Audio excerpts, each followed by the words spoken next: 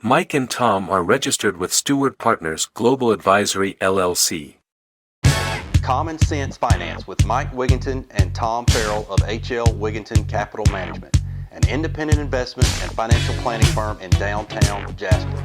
Mike is a chartered financial analyst charter holder, and Tom is a certified financial planner professional. They are here to discuss and give their thoughts on current financial and economic matters. Now, with Common Sense Finance, here are Mike and Tom.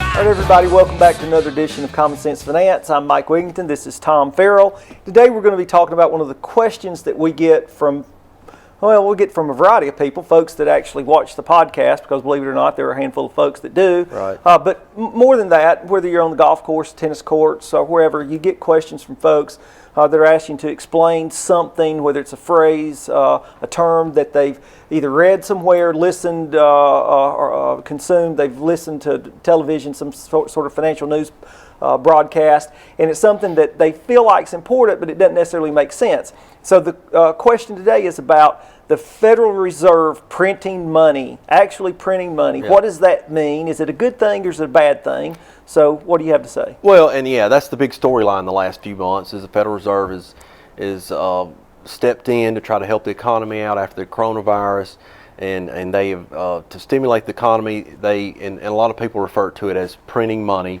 which they do print money. Every year they print so many, in every denomination to replace old currency, but that's not what they're really doing to stimulate the economy. What they're doing is they're trying to infuse cash into the system through the banking system. So they'll go to the banks and they'll buy treasuries in very large quantities and give the banks cash in return. And give the banks cash in return. All those transactions are done electronically, though.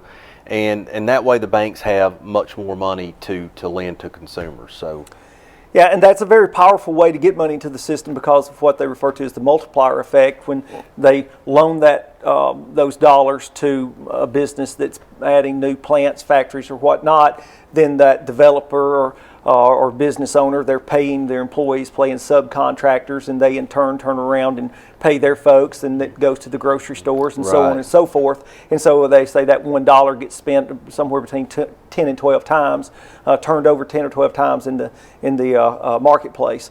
So that's something else we're going to come back to, right, in another edition of really what does the whole money supply issue and printing money, what does that have to do with the average American? Yeah, and the Fed has several levers they can pull to try to stimulate the economy.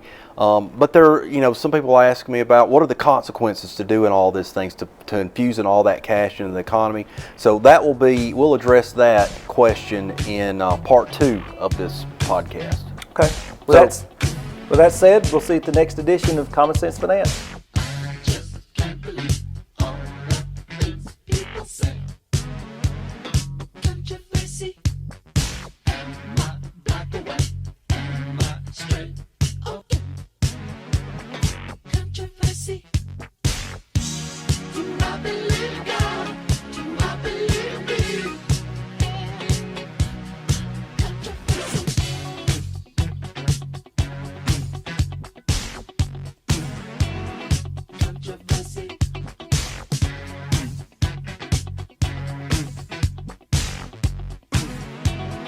Controversy.